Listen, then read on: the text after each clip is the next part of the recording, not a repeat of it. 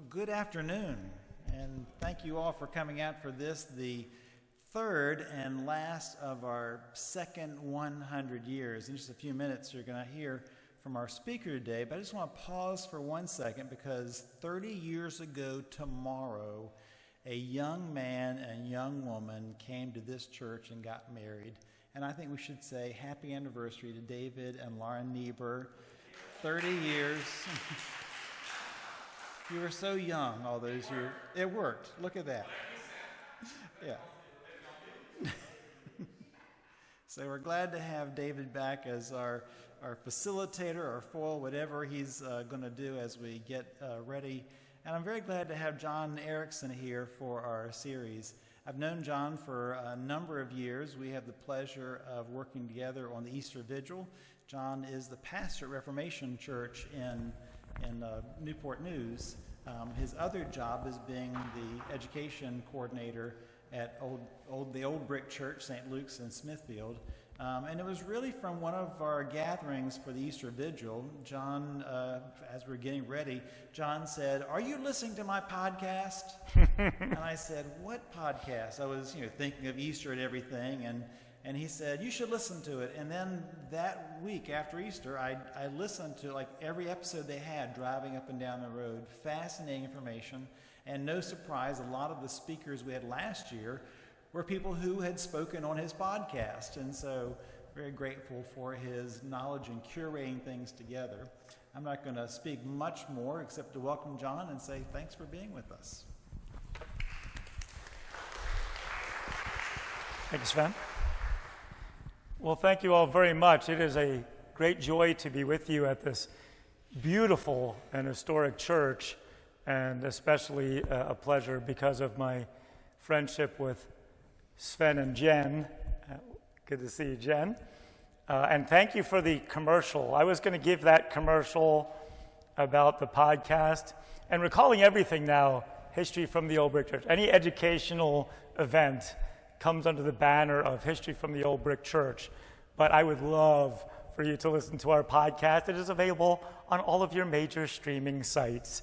And you can also check out our podcasts, our blogs, which is on our website, which is stlukesmuseum.org. And you can also access the podcast from there.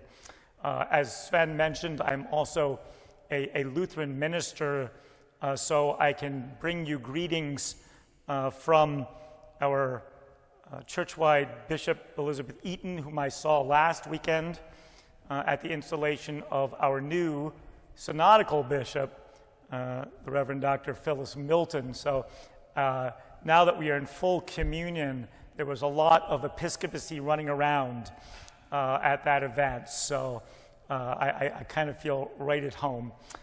So without further ado, I sent Sven a little write-up on the lecture, and I had done this lecture for a summer series that I was doing mostly for churches in and around Smithfield in the Diocese of Southern Virginia. And I called it a struggle for an American Episcopal Church. And we were focusing really just on that time period of the lead up to the Revolutionary War and then right after. But Sven said, well, we want to cover 100 years. So I broadened it a little bit, and I renamed it A Tumultuous Beginning Episcopal Clergy from the Great Awakening to the Eve of the Civil War. Either title works because it is such an extraordinarily, I think, inspirational story of a church that survived against all odds. I mean, if you think about how difficult it was, in 1790, the population of Episcopalians was about 10,000 out of the 4 million Americans, about 2.5%. Not very much. And we'll talk about some of the reasons why it had gone from being the established church here in Virginia and in other places as well, and then had shrunk to those small numbers. But by the end of the period we'll be talking about, it was at about 160,000 and still growing. How did they overcome these overwhelming odds? That's kind of the story. And as an outsider to your tradition, I can only be very impressed by the resiliency of those who claim this Christian tradition. So we're going to talk about a number of different movements within the Anglican Church, in Virginia and beyond a little bit. The Great Awakening, which kind of gets overplayed in my mind a little bit. There's a lot of historians, especially in the 1950s, who love to say that the revolution was a direct result of the Great Awakening. No, it was not. It had its role, and it did help shape a new theology for this North American continent. But there were many, many people who did not feel enamored with this movement. But by the time period of your church building being built, there were some that were getting involved in this movement. And then we'll talk about the lead up to the revolution, which is such an extraordinary story. And you think about, I kind of laugh sometimes when clergy today tell you how hard they have it. Imagine that if John Adams is anywhere near correct, that a third of your congregation is loyalist, a third of your congregation is patriot, and the other third is kind of waiting to see. No matter what you say, and you've got to say something, no matter what you say, you're going to tick off a good chunk of your congregation, and it's going to be an extraordinary struggle for those who, remember, had to take an oath of loyalty to the king, who's the head of the church. Then we've got this forming of an American Episcopal Church, having to try to figure out how to be in historic episcopacy with bishops when England was not very inclined to be very kind to American Episcopal people. And then we've got a big chunk of what were once Anglican and a Methodist movement within the Anglican Church that is now going to break away. And then there's going to be all kinds of internal disruptions. And then we're going to have some big issues about issues like race. That, of course, permeates the entire period. And then some other theological movements. So I always say in the Episcopal Church, there's theologies. There's never a theology. More like in my tradition, it was kind of all over the map. And this was true in England as well as in the colonies, although mostly here, especially in the early colonial period, basically the theology was obey those in authority.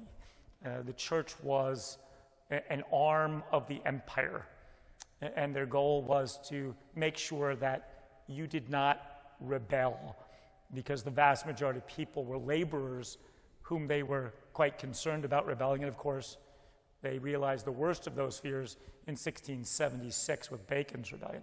But I digress a little bit. Let's talk a little bit about this Great Awakening. And in the early days of the Awakening, in the 1730s and 40s, George Whitefield, kind of leader of this first Great Awakening, is going to make inroads in and around Virginia and other colonies. And largely, the response of the established Church of England here in Virginia is very skeptical of this movement, a very emotional movement, a movement that wants to talk about personal experience, an adult conversion, being convicted of your sins, and moving to the gospel. And I always kind of joke when I give tours at St. Luke's, I say, my people on Sunday are concerned about time. They'll say, come on, Pastor, Busch Gardens, let's go. In the colonial days, it was more about style. And the Anglicans wanted it very dry and academic. Emotions were for those Baptists who were meeting out in the woods.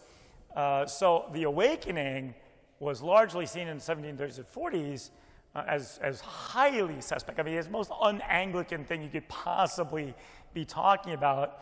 And I just couldn't resist sharing this little bit of a sermon from George Whitefield.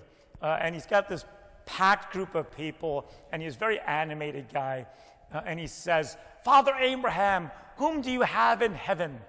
Any Episcopalians?" No, that's right. The whole crowd shouts no. Any Presbyterians? No. Any Independents or Seceders? New sides or old sides? Any Methodists? No. Very good. You guys are great. He calls out, "Well, whom have you there then, Father Abraham?"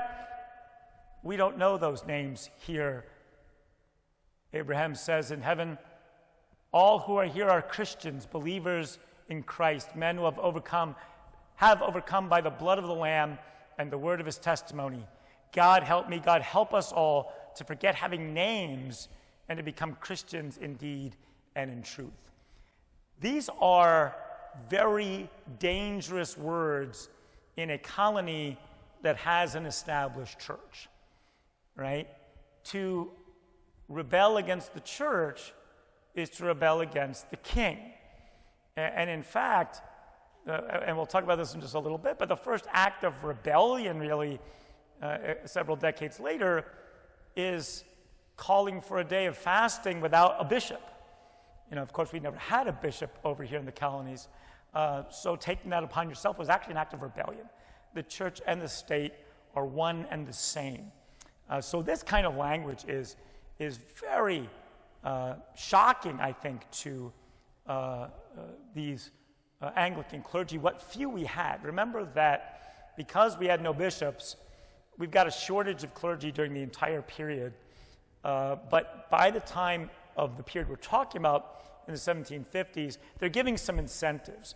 They're willing to pay your passage over from England if you take a post over here. So we're starting to get a few more clergy by this time, but it's still very much a vestry-run church.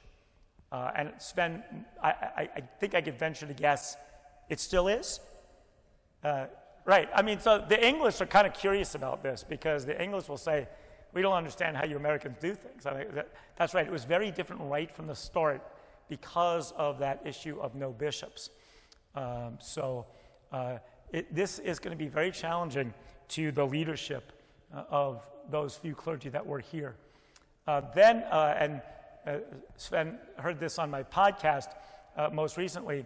There was an issue, and this kind of gets at this antipathy that the average lay person had with their priest. I know you all love your priests, right? But in those days, because they were agents of the government, and your highest tax bill was your tithe, right? It was not a voluntary tithe. It was based on the number of adult members of your household, 16 years or older, including enslaved people. If you want to build a big church building, those taxes are going sky high. So your minister is going to be seen in a lot of ways as highly suspect. And there was, back in the 17th century, there was a minister from our lower parish, as they called it in those days, on the south side of the James, who was on the House of Burgesses, and they kicked him off. He was the last minister to ever serve in the House of Burgesses because they decided clergy have enough power already. We don't need them to be sitting in the legislature. So there's always been this rub. So what happens is right around time, a few years into this building's use, 1755, the House of Burgesses had already set the salary of the ministers, right? It's the government dictating this salary. And it was 16,000 pounds of tobacco at a price of whatever the market was. And it was typically about 2 to 3 pence per pound. But what happens in 1755 is that there's some bad weather. there's some drought, and the tobacco supply is limited, so the price goes through the roof. So what are the clergy going to do? They're going to say, ha, ha, ha, I just got a raise, right? But the House of Burgesses says, not so fast. And they pass what they call the Two-Penny Act. And they tell the clergy, no, we're going to freeze not the price of tobacco, but your salaries at 2 pence per pound, hence the Two-Penny Act. Well, some clergy are very unhappy about this. And they get together and they grumble a lot. And one minister over in Bruton Parish in Williamsburg is heard by some of the burgesses as saying, well, who voted for this act? Because those are the people we're going to hang. And he actually had to apologize before the House of Burgesses, and he was heavily fined. But nothing much happens. But then again in 1758, now we've had some early spring freezes, and again we've got a problem with shortage of tobacco. Again, the price goes up, and they reinstitute the Two-Penny Act.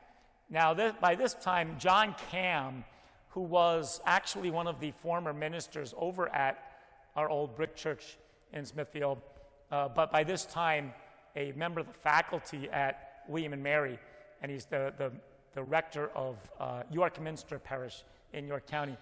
And he gets really ticked off, and he's elected by his fellow clergy to go over to England to the Privy Council and get this act overturned, which he does. But, you know, things take a long time in 1758, so he doesn't come back for a couple of years.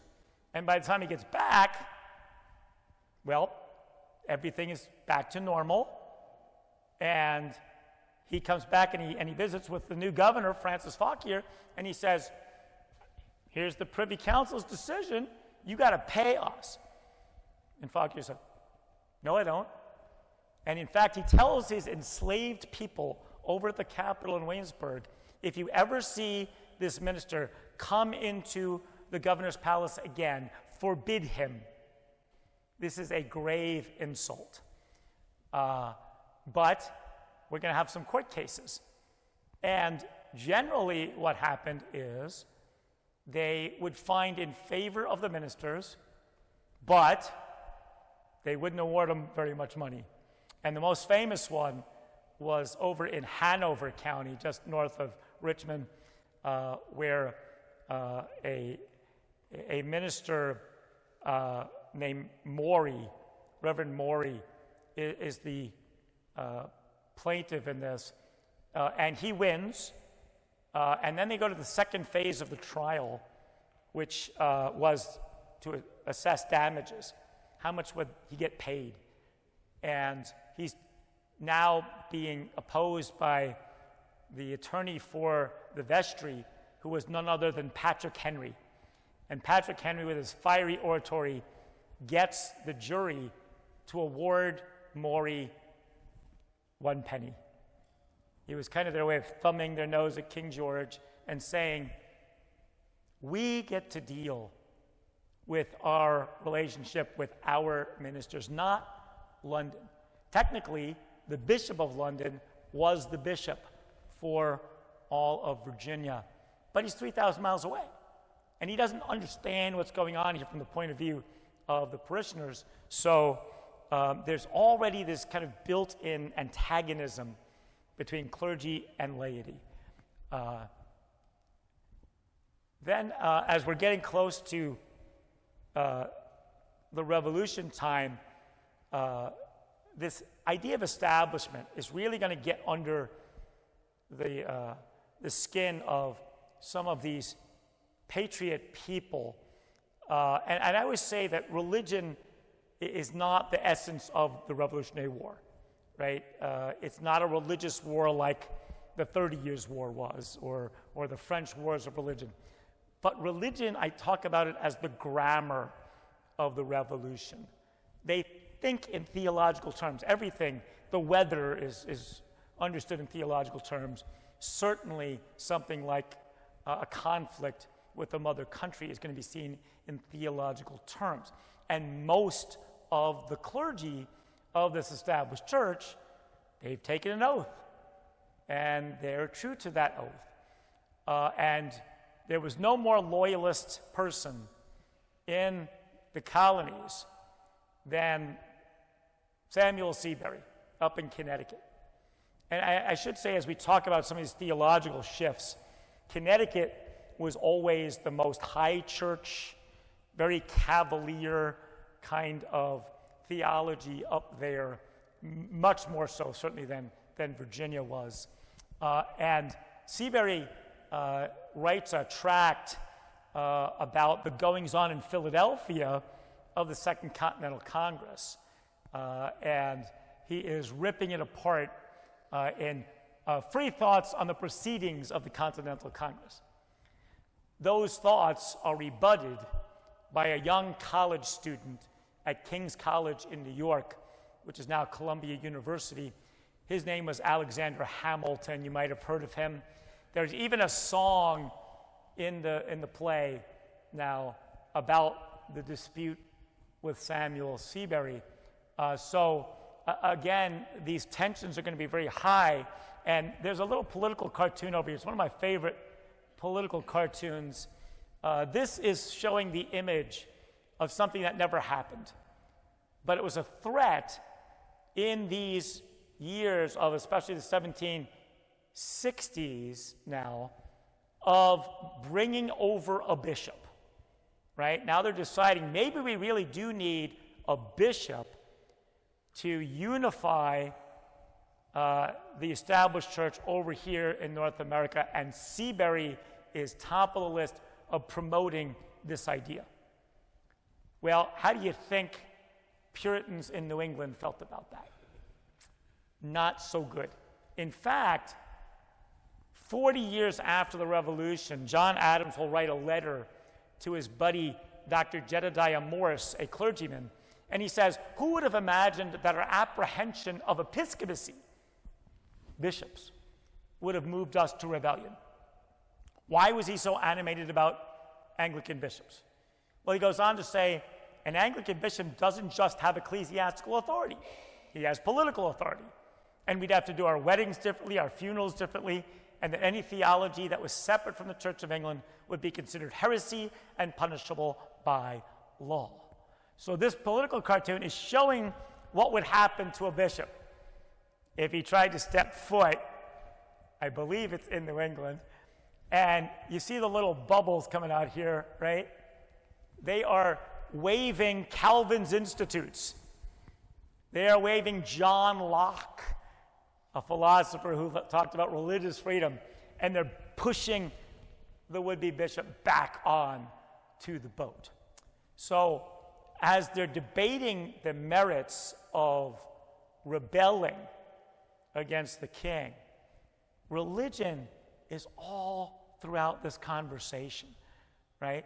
Because, and you especially see this after what's called the Quebec Acts, which had to do with Canada, of course, but it was giving a lot of tolerance to Roman Catholics up there, and all of these Protestants in what's now the United States were just on fire about this, and they're deciding we really don't like this idea that the crown gets to have such a heavy role in our religious affairs.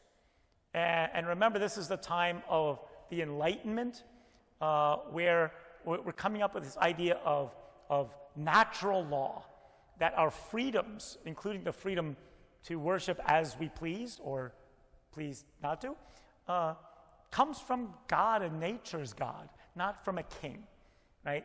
And they'll start talking about, well, if the king imposes against those natural rights, then he's a tyrant. And we've got to, we're actually even morally obligated to rebel. And so, again, we've got the vast majority of the clergy are loyalist, and they skedaddle right out of here. And some of the great stories about this, John Agnew was a minister over in what's now called Glebe Church, but it was the Suffolk parish or the Bennett's Creek Parish, and he is preaching to a group of ladies on a Wednesday evening, and he's preaching on Matthew 22:21, which states, "Render unto Caesar the things that are Caesar's, unto God what is God's," which he takes to mean be loyal to His Majesty King George III, the head of the church. And one of his vestrymen, a guy named Cooper, comes in, and Mr. Cooper interrupts the sermon. And he says, "What are you about, sir?" And Agnew says, "I'm doing my master's work." And Cooper says, "Which master? Your master in heaven or your master across the sea?" And he said, "Both." And he said, "You will come down out of that pulpit, sir, or we will forcibly remove you." He was arrested as an enemy to liberty. But he is finally let out of prison. He makes his way up into Canada. He joins the Queen's Rangers, and he's captured late in the war by the French. And then he later will ask the British for compensation because when he fled on the ship, he lost all kinds of caskets of wine, and he sued to have his wine repaid to him, and he won. I mentioned Jonathan Boucher here because I love this. Boucher's up in Annapolis, Maryland, and he writes a letter back home to England, and he tells them that he's got a pistol under the cushion of the pulpit because that's how antagonistic now at least some of his parishioners had gotten to be. So again, looking back from all these years later, pretty tough situation for these folks. I can sympathize with the idea that you took an oath, right? It's very difficult to break an oath as a clergyman. So they are in a tough spot. I love the folks over at Glebe Church, whom I love very dearly. They love to claim that Agnew was the first act of rebellion against the crown. It's just not true, but it's a nice idea. As I mentioned, the first real act of rebellion was the House of Burgesses, and this is Thomas Jefferson who's really at the heart of this. They call for a day of fasting, prayers, and humiliations, which Anglicans in Virginia did not know how to do. The Puritans knew all about how to do this, right? This is something they are very accustomed to. Virginia Anglicans were not so arduous in their piety, and they actually had to get advice from their New England brethren about how to do this, but it gets a huge reaction from the crown because, again, the only person who could call for a day of fasting, prayers, and humiliations is the king through their bishops, right? So this is an act of rebellion.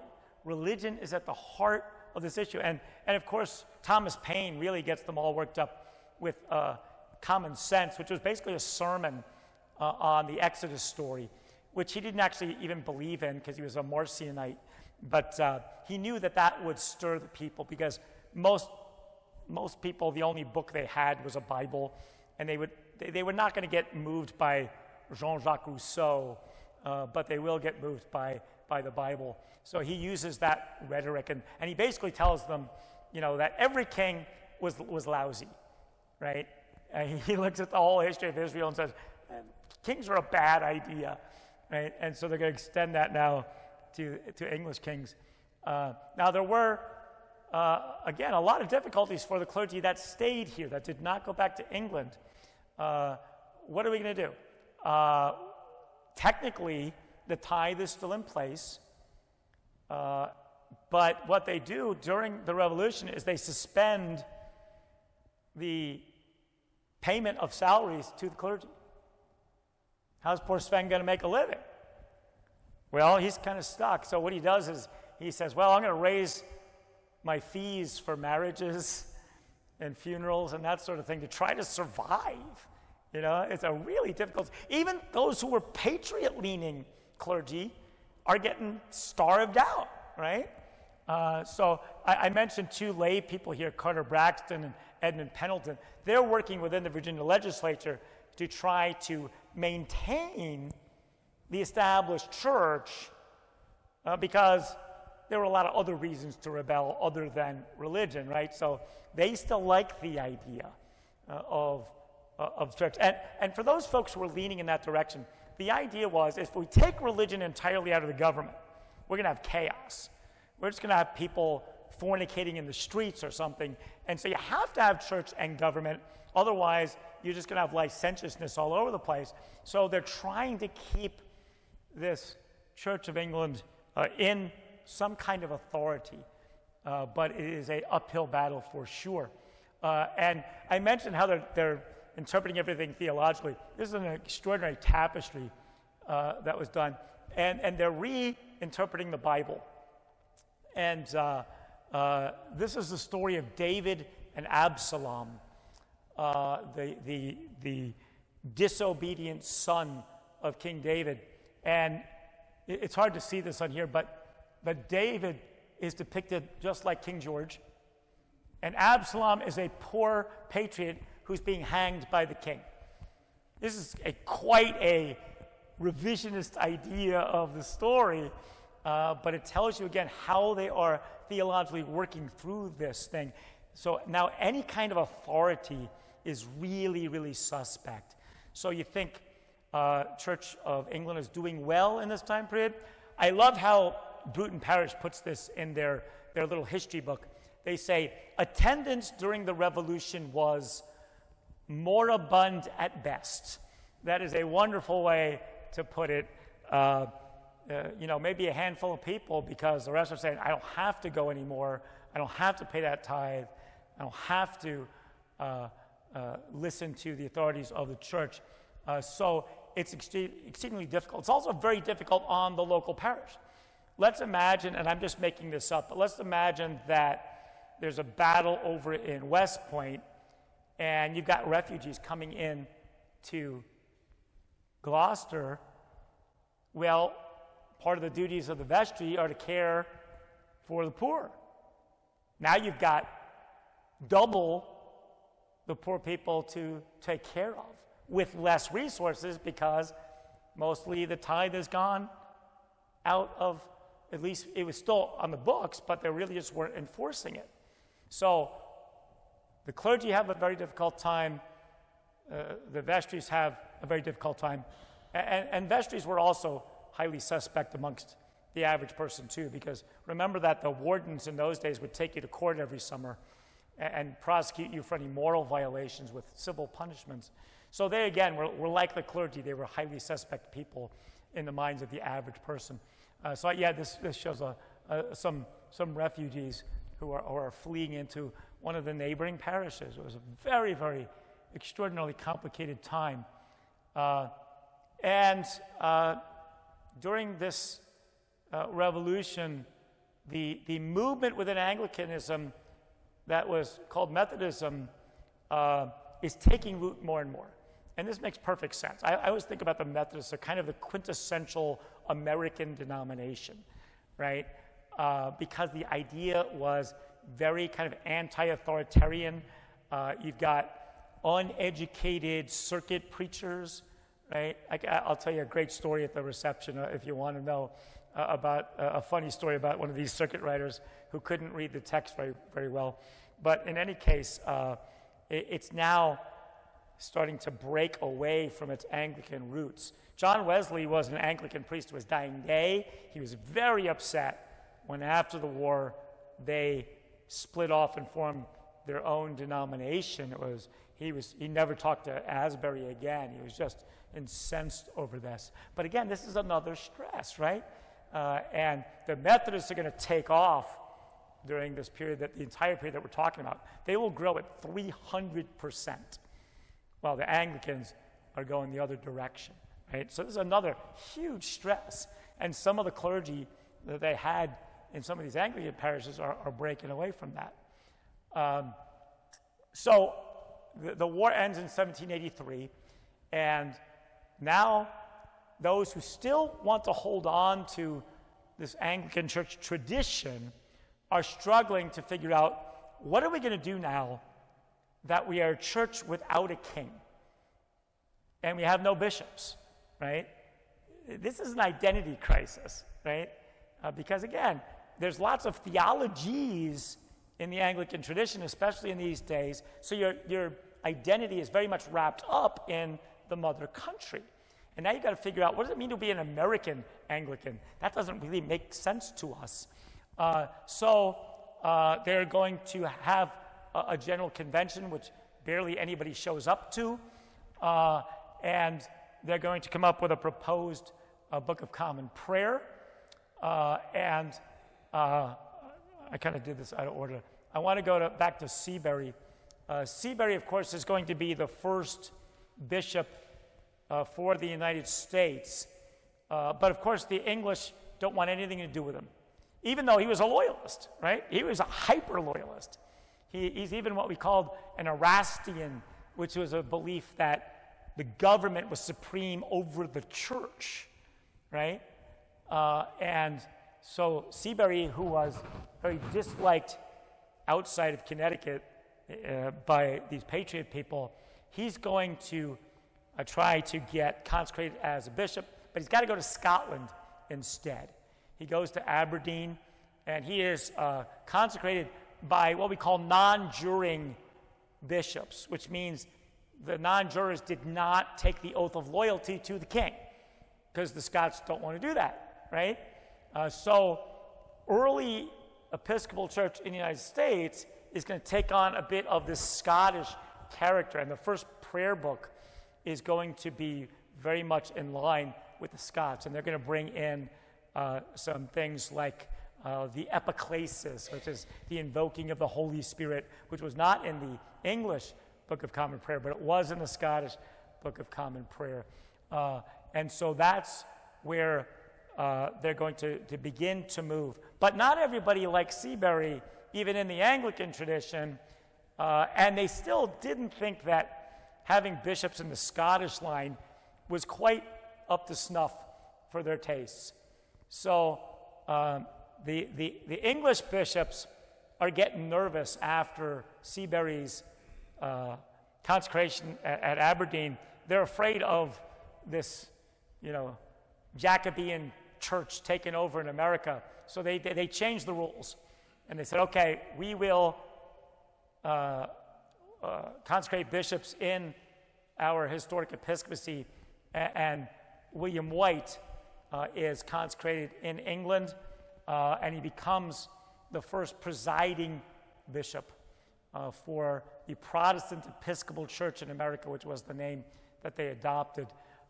And he's kind of very much at odds with Seabury.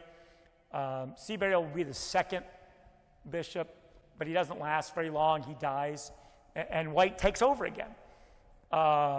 And White is much more on the more kind of low church side, I think, than Seabury certainly is. And he's got more patriot kind of sentiments. So they're trying to figure out this new church, but they know it's going to have to take on something of a new American character. And it's kind of funny how some local parishes will deal with these issues. They've got to convince people, we're not that old church that oppressed you, right? So like at Bruton Parish, they seal off the chancel and they make it into a Sunday school room.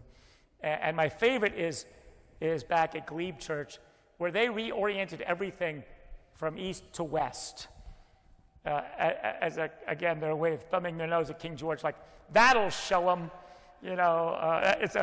we Christians can be a very silly people sometimes, but that was kind of their protest, They've got to convince people we are not what you so disliked about the established church. And White, I think, puts them on a much better footing. But again, very much of a struggle. Their fortunes are still kind of flagging here. I wanted to mention another kind of movement within the Anglican tradition at the time. It's called the Latitudinarians. Say that 10 times fast. These were really the Enlightenment folks who wanted to demystify everything. Again, does not sound very Anglican to me. You all do mystery so wonderfully. Don't become latitudinarian in my view. But what they wanted to kind of take out any of these kind of contentious items like doctrines that would separate Christians, And so they're taking out of a proposed prayer book the Nicene Creed, the Athanasian Creed, and the latitudinarian just basically means that we have this broad theology that sort of encompasses what I kind of call a generic Christianity. And this was a bad way to go in my view, but that's John talking, not St. Luke's. But so you've got kind of like these evangelicals that were part of the Great Awakening. You've got these latitudinarians, or this kind of broad group, and then you've got the more high church people like Seabury and others. So you've got all of these different camps that are going to be kind of infighting together through this period. And I love these quotes. We're talking about James Madison, not the fourth president, but his second cousin. He's the 8th president of the College of William and Mary. He's a brilliant, brilliant man. He taught science at William and Mary. And he's the first bishop for Virginia, and he goes over to Canterbury and is consecrated in that line in 1790. And he's still going to be the president of William and Mary because bishops didn't have much to do. We didn't want them to have much to do, right? The Anglicans here, the Episcopalians, didn't want them to have much to do. You could not interfere in a dispute here at Abingdon, right? The bishop, he might give advice if you ask, but he's not going to be invited in to arbitrate it. The only thing he could do was call a convention, confirm, and ordain. And so Madison's really overwhelmed during his entire tenure, mostly by lawsuits, because what happens is that the Methodists are ticked, the Baptists are ticked, everybody who's not Anglicans ticked, because of how they were treated during establishment. And they're suing the parishes and making them give up their property and using the money for things like poor relief. And so the glebes are confiscated. Sometimes even the prayer books were confiscated. And they're having to go to court to try to defend their parish belongings. And so you can imagine the chaos. And one of the kind of Bibles of the early Episcopal Church in Virginia was Bishop Meade's book in 1857. And he says in the foreword to the book, I wish I could have interviewed all the old hands that started the church in Virginia, the Episcopal Church in Virginia. And he says, I can't do that anymore because they're all dead. But there's so much missing information because they're in chaos. They're not keeping good records because they're just trying to stay alive, right? They're trying to make sure that they can continue on. And poor old James Madison is just overwhelmed by this task, and he's limited in what he can do. And again, the sentiment runs through. Reverend William Wilmer was a very prominent minister of the time, and he has this very revealing quote. I think he says, "The church in Virginia is a very peculiar situation.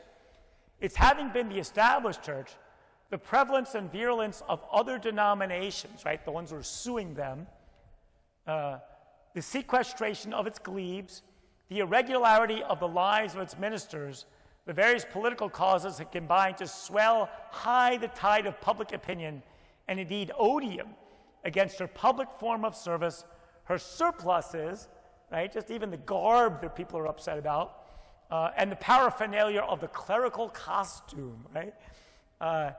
Everything about the trappings of the Anglican Church seems to raise the blood pressure of everybody else, right?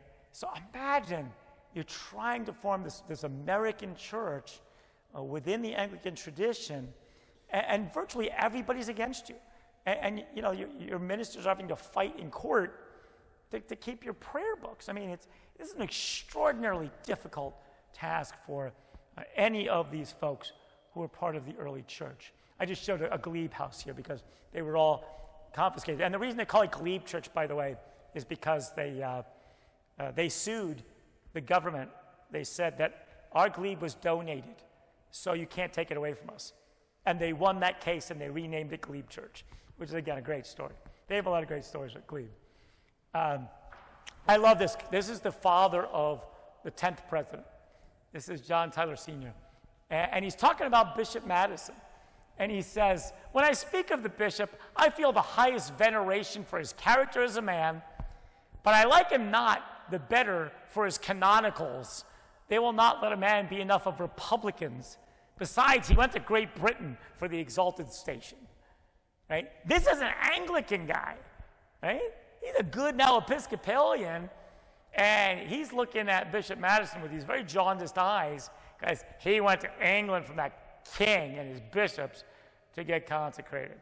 So even within the tradition, things are very difficult, right? Now, things are going to finally start to open up around the 1820s. Madison dies in 1812, very auspicious year for his cousin, Mr. Madison's War. But we're going to bring down a New York bishop, and we'll talk about him in a moment. But we're going to get the opening of some seminaries. So this is going to help, right? Because the process of getting ordained in this newly established Protestant Episcopal Church is just very chaotic, and there's no standard process. So now we're going to open up some seminaries, like the General Seminary in New York. This is the very high church camp, the people that went to General Seminary. Then we're going to get the Virginia Seminary up there in Alexandria. They tried to start it in Williamsburg. It didn't work, so they moved it up to Alexandria. And then Ohio is going to open it up. And I mentioned the General Convention of 1804 earlier. They start to give the bishops a little bit more power. They start to say, okay, we need the bishops to have some power, folks, because otherwise, what are we bothering to pay them for? So we're going to see a shift. And the 1820s are often called the era of good feelings because the economy's booming, and now the fortunes of the Episcopal Church are going to kind of rise at least a little bit. And Reverend John Henry Hobart was very important in establishing the General Theological Seminary up in New York. And he's going to be a guy that we'll talk about with something called the Oxford movement that pops up a few decades later. But the real movers and shakers in Virginia are Richard Channing Moore is the New York bishop that they bring down. They convince him to come to Virginia, and he's going to be also the rector of Monumental Episcopal Church in Richmond. This was the site of a theater that burned, and 71 people perished in the flames, and they decided to build a memorial church in their memory. And they convince Richard Channing Moore, who is an incredibly good organizer. This guy knows how to build up new congregations. He's kind of got an evangelical kind of spirit. He loves to go around and visit the congregations. And later Bishop Meade, but Rector Meade is going to help convince him to come down. They'll also be involved in the new seminary in Alexandria. I want to briefly just touch on other tensions. We've got most of the northern states have declared slavery to be incompatible with their ideals, and they stop the laws now forbid it. And we've got some people that were part of the old established church who are going to be trying to get ordained actually as Anglicans. And you all probably know the story about Absalom Jones, who he starts out kind of on the Methodist side of things at a place called St. George's in Philadelphia, but they're very still racist in that congregation. They were making them sit up in the balcony. So they break away and they form something called the Free African Society, which was kind of a social network to help freed former slaves. And his buddy Richard Allen will get very involved in this. And they wind up forming St. Thomas Episcopal Church in Philadelphia, which is the first predominantly African congregation within the Episcopal Church. And Bishop White will first consecrate him as a deacon, ordain him as a deacon, and then ordain him as a clergyman in the early 19th century. So at least in parts of the church, we've got some progressive movements within the African American community, but it's going to be difficult. And I mentioned this Peter Williams, who was part of what was called St. Philip's in New York, and he signs on to the first anti-slavery society in America, and his bishop makes him stop because it's so controversial. His name was Bishop Onderdonk, who's going to be later brought up on charges himself. But it's a time, though, that is some progressive movements.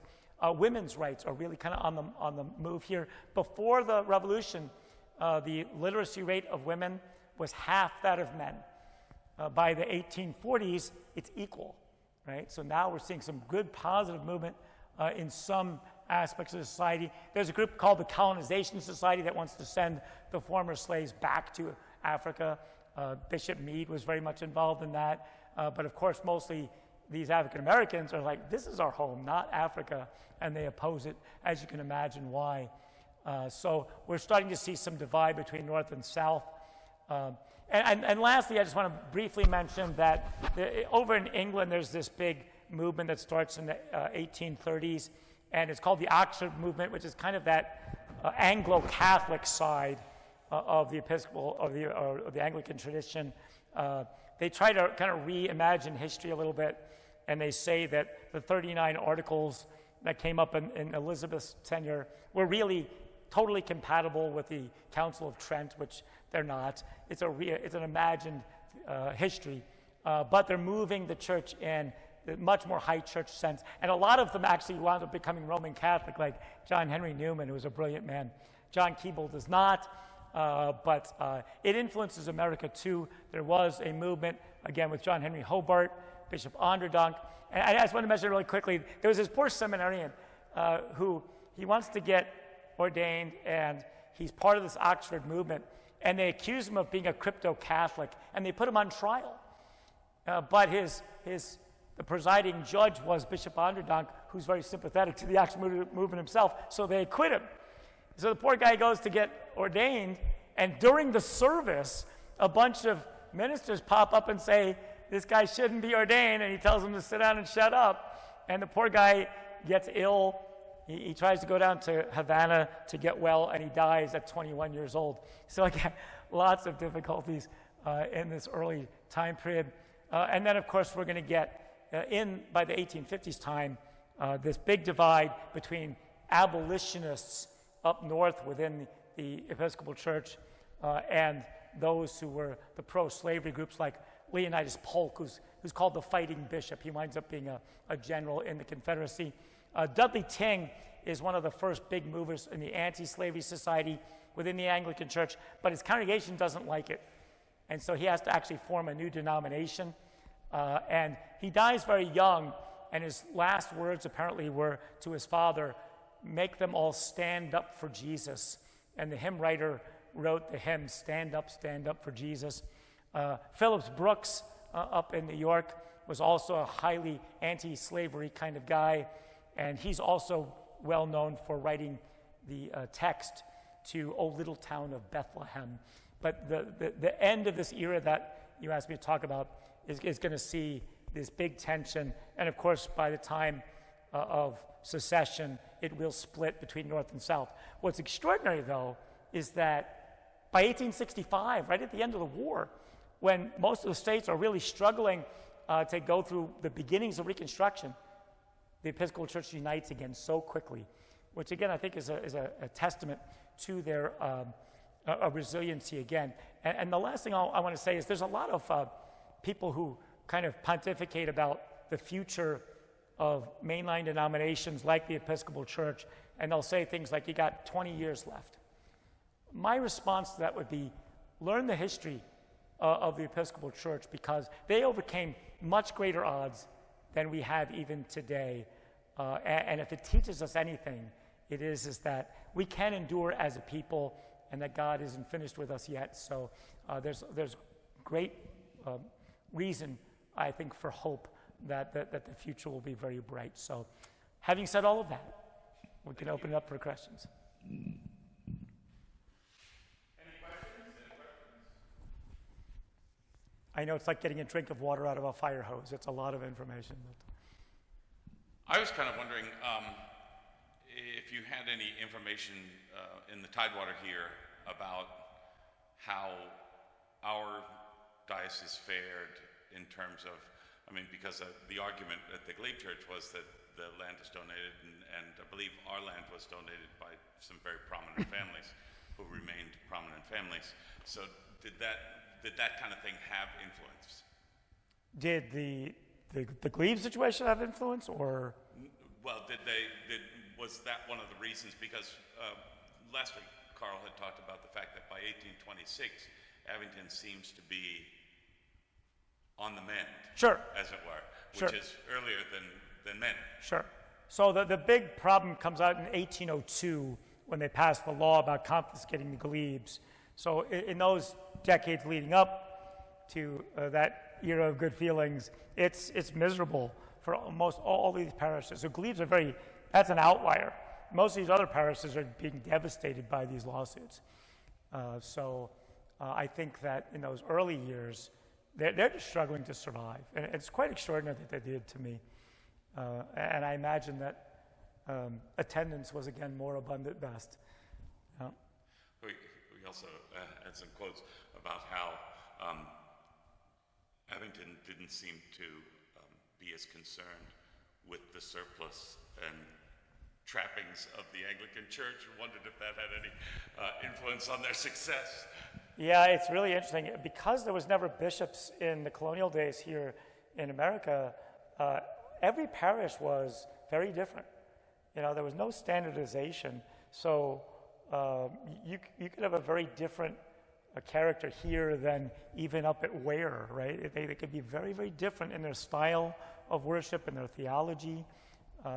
So it was pretty all over the map. Cool. And how did we all fare with that day of fasting, prayer, and humiliation? It absolutely had an extraordinary effect. John Adams talks about it as a lightning bolt. It really somehow fed the imaginations of the American people, not just in Virginia, but beyond that. And the Continental Congress is going to do the same thing all over again, like the next year. So things like that had an enormous effect. Imagine you're just a farm kid, out here in Gloucester County, and what's going to reach you? What's going to move you to support this rebellion? Well, it's going to be appealing to your religious sentiments. It's going to be appealing to your sense of duty to God.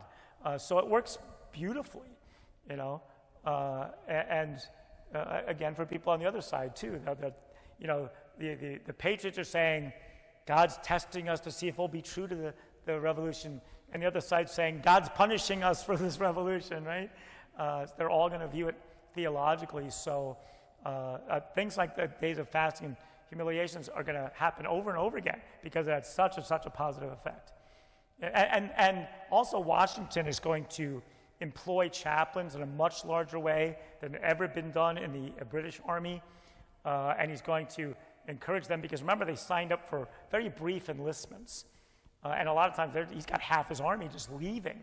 And he's using the ministers to kind of fire them up and say, no, you need to stay with this. God is calling you to stay with this. So he employs chaplains and pays them quite well compared to their British counterparts in order to try to inspire them again through their religious sentiments to stay part of this revolutionary army. Great, thank you. Any other questions? Yes. Would you comment on any parallels you see between the decade leading up to and through the culmination of the revolution and the current situation? Well, that's an interesting question. History does seem to repeat itself, doesn't it? I make the comment at St. Luke's all the time to any guests that come. You don't know who you are unless you know who you were. And we're forgetting our history. And we're forgetting the mischief that the marriage of government and religion caused. Remember, these people that formed our Constitution, they're just 100 years away from the religious wars that took the lives of tens of millions of people. It took the German states 100 years to recoup their population in the 100 Years' War alone. Add on to that the French Wars of Religion, the 80 Years' War, the English Civil Wars. You have World War I level casualties in a much tinier population. And so James Madison says things like, we want to keep that violence forever from these shores. That's why we want to separate church from government. So I think these stories about this early American religious experience are so vital to understanding our current political climate, because there are those who want to imagine that the church could become more like that Erastian point of view, where the church, the anti-Erastians, I should say, where the church becomes superior to the government and highly influences it. And you don't want to do this, because it's not always going to be your version of religion that's in power, right? So that if there isn't religious freedom for all of us, there really isn't religious freedom for any of us. So I think it's important to learn that history. It's why I'm so passionate about it, because we don't want to repeat those mistakes. Government and religion is always the cause of a lot of violence, just like you're seeing in Israel and Gaza. You know, this idea that my religion is better than your religion. It's just a spark for a lot of violent behavior. And I think that, I hope that we're not going down the roads that we did when we formed the colonies here, of imposing religion on people. You know, they did this to control behavior. They did this so that you wouldn't rebel. And what happened? They rebelled, right? The very thing you didn't want to happen is what you got, right? Because when you put your foot down on people, the natural inclination is to push back, to rebel against that. And I think if they could go back in history, the British might have thought, let's not make religion something that moves these people to want to break away, right? So the whole story, I think, is very illustrative for some of the things that we still fight over today. So, yeah, and I can come back and talk more about those things. I've got a whole host of different lectures, and I can do many of those for free, by the way, too. So we want all that information to get out. I think it's so important. Whatever your political beliefs are, you know, the idea of mixing government with religion, it's always just been a bad idea. It's always been something that causes violence. Sounds like a great topic for discussion at the reception. Yes, yes. Thank you all so very much. Thank you.